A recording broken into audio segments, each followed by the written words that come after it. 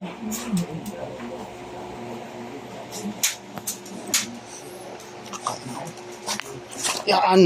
Okay. Oh, sige. Yan. Ayan. Tatayo. Tatay. Isa. Okay. Hindi ba kukulit na ano? Kukulit ko. Kukulit ko. Yung yelo, lagay mo sa akin. Yun. Hindi. Hihina.